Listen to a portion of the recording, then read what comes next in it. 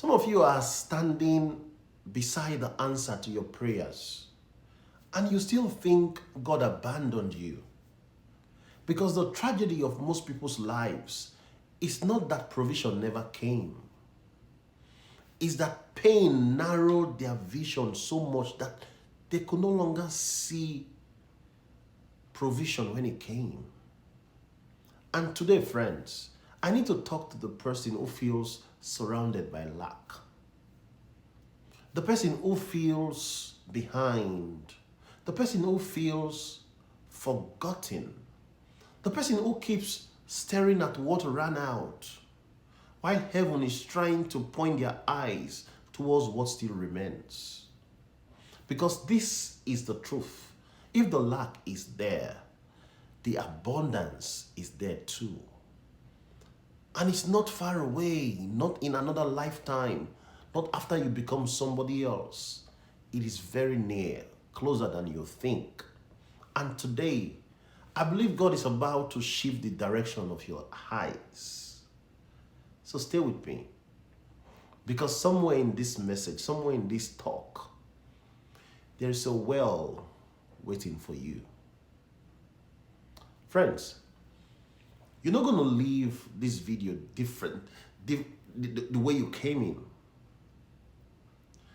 Not because I have a formula, not because I have a 10-step plan, but because today I want God to open your eyes the way He opened the eyes of a woman who thought she was going to die in a desert. So hang on for a minute. And here's the problem. From the time you were young, you were trained to notice what's missing, what grade you didn't get, what love you didn't receive, what opportunity passed you by, what dream still hasn't arrived. Society drills this into us, slowly, quietly, without us even knowing. We wake up and the first thing we do is scan. What's wrong? What's broken? What's not here yet? And here's the part nobody tells you. That scan becomes a habit. And that habit becomes a lens. And that lens becomes your life. Some of you watching this right now, you are in real difficulty, real financial pressure, real relational pain, real grief. I'm not dismissing that at all, but I'm telling you this. The way you've been seeing your situation is actively blocking you from the provision that is already near. Because what you focus on grows. Focus on what is missing, it expands. Focus on what's wrong, it multiplies. Focus on lack, and lack is all you will see. The reverse is also true.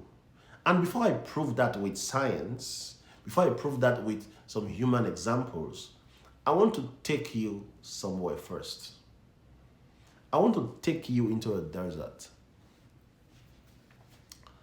There's a woman in the Bible whose story most people rush past.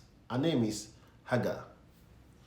And if you've ever felt used, discarded, abandoned by the people who were supposed to protect you, Hagar's story was written for you.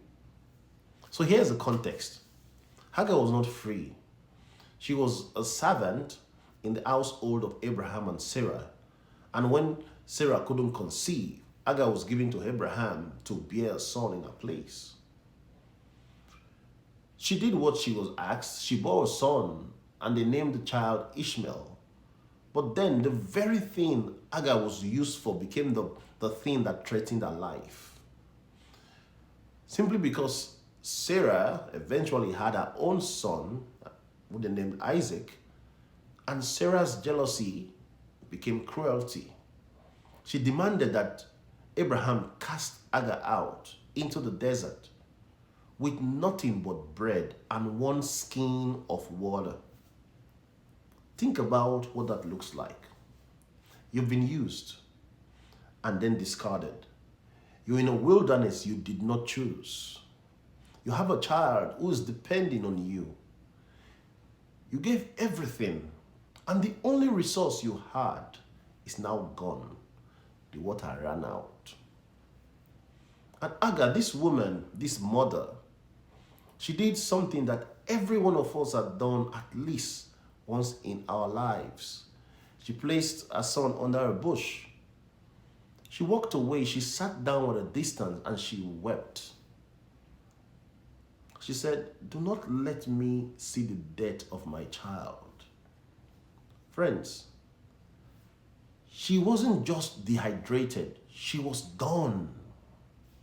In her mind, it was over. The lack was so real, so overwhelming, so consuming, she couldn't see anything else. And this is where the story turns.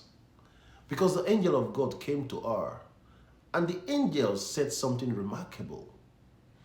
He didn't say, "Oh, water is on the way." He didn't say, "Hold on, help is coming." He said, "What is the matter, Hagar? Do not be afraid." And then, if you read the Bible, Genesis chapter 21, verse 19 gives us the most important sentence in the whole story. Listen carefully. Then God opened her eyes, and she saw a well of water. God opened her eyes. Not God dug a new well. Not God performed a miracle in the sand. Not God dropped provision from the sky. God opened her eyes, and she saw what was already there. The well was there the whole time. Hagar was dying of thirst, standing next to a well of water. Not because the water was absent, but because her eyes were locked on the empty skin in her hand. And this is the message. If the lack is there, the abundance is there too. You just haven't looked. Let me build this out, because I don't want you to live here with just a beautiful story. I want you to live with a shift. What you focus on grows. And this is not just spiritual wisdom. This is how the human brain actually works. There's a part of your brain called the Reticular Activating System, the RAS. Think of it as the brain's filter. Every second of every day, your brain receives millions of pieces of information. It cannot process all of it. So what happens? It filters. And here's the key.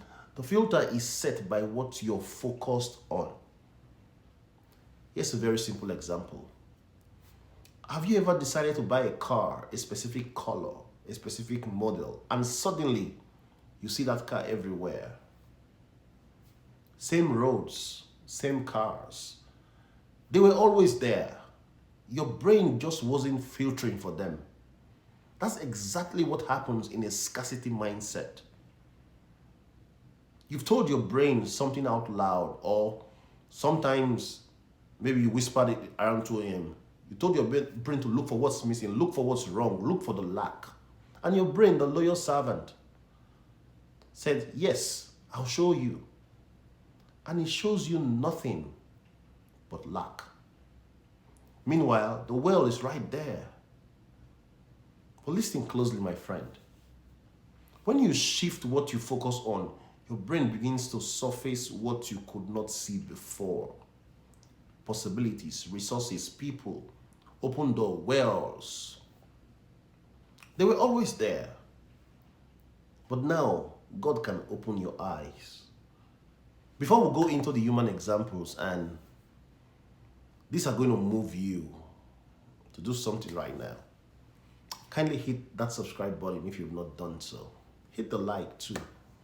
And if you know somebody in a desert season right now, share this with them. Because sometimes the most powerful thing you can do for someone is simply point them to the well. Stay with me. Nick Vujicic was born without arms, without legs, so without limbs. By every external measure, the ultimate lack.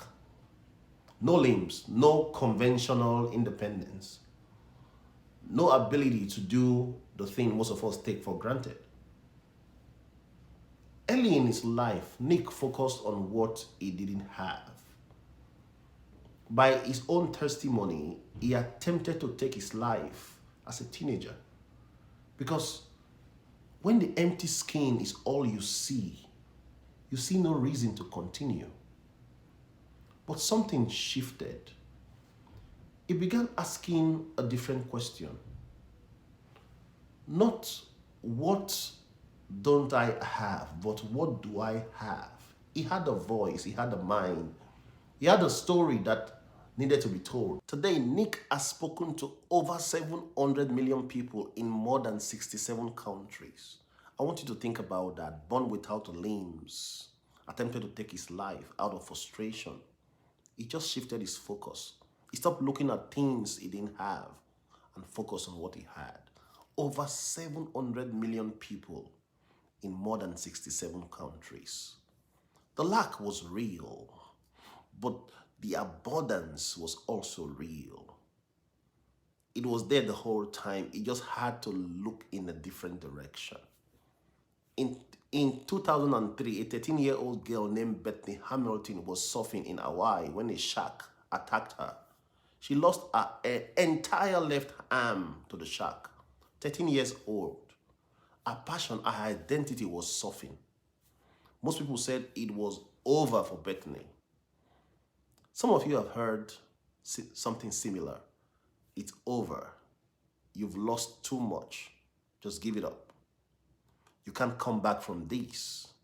But Bethany Hamilton, she asked a different question. She didn't ask, how do I surf with two arms? She doesn't have two arms anymore. She asked, how do I surf with one arm? She went back to the water. She adjusted. She competed. And she won. She focused on the one arm she had, not the one she had lost. And that one arm carried her to the championship. Friends, what arm do you still have? What is left in you that you've been ignoring because you've been grieving what's gone? J.K. Rowling was a single mother, clinically depressed. She was on government welfare, writing on napkins in a cafe because she couldn't afford paper. And she was rejected by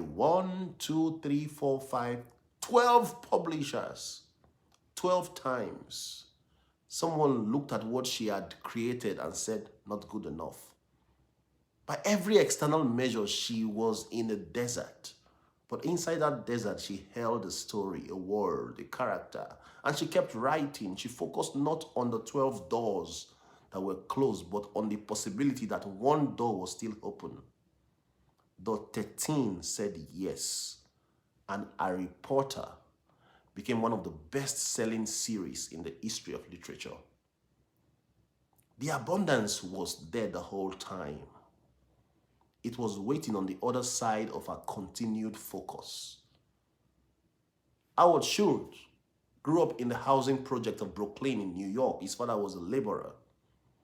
He broke his ankle at work. No health insurance, no support. The family had nada, nothing. Howard watched his father, a man of genuine worth and potential, crushed by a world that refused to see his value. That image never left him. But instead of being paralyzed by that image, he channeled it. He built a company that would be a place of provision, that would offer health benefits to part-time workers, that will be for ordinary people a refuge. That company is Starbucks. It took the lack a witness as a child and turned it into the fuel for abundance he would give to others. Some of you are carrying a wound you think is a waste. It is not. That wound is a well. God is waiting to open your eyes. How do you shift your focus when the lack is loud and the abundance is quiet? You might ask. Here are 3 practices. Practice number 1, name what is there. Every morning, before you pick up your phone, before you scan for what's wrong, I want you to name 3 things that are already present. Not things you're hoping for. Things that exist right now. Your breath, your mind, a skill, a relationship, one door not yet tried. Name them out loud. You're not pretending the lack doesn't exist. You're training your filter. You're telling your brain, today we're looking for wells. Practice 2, reframe the lack as a signal. Here's something I need you to hear, my friends. Hagar didn't find the well despite the lack. She found it because of the lack. The lack created the need. The need created the cry. The cry opened the eyes. When you're experiencing lack, that lack is not the final word. It is a signal that says, look deeper, look closer, ask a new question. Don't run away from the desert. It is in the desert that God opens eyes. Practice 3, shift the question. Most of us, when we hit a wall, we ask, why is this happening to me? I want you to try a different approach. What is here that I haven't yet seen? That is the question Hagar needed. That's the question Bethany Hamilton was leaving. That's the question J.K. Rowling answered. 12 rejections in. Not, why is the door closed, but where is the door I haven't knocked on yet? Friends, Hagar left that desert with a skin full of water and a living sun. Bethany returned to the ocean and became a champion. J.K. Rowling sent one more manuscript, and somewhere between the bush and the well, everything changed. Not the desert, not the circumstance, not even the supplies, the eyes. That is what I want you to carry with you today. Wherever there is lack, there is a corresponding abundance. They are not opposites, separated by distance. They are side by side, in the same location, in the same season of your life. What you focus on grows. Focus on the lack, and it will expand until it fills everything. But if you shift, if you ask the right question, cry out to the right God, look in the right direction, He will open your eyes, and you will see the well that has been waiting for you. The abundance is not coming. It is already there. So focus on it. Thank you so much, friends, for your time. Do have a great day. Bye for now. And remember to subscribe to this channel for truth that will change your life.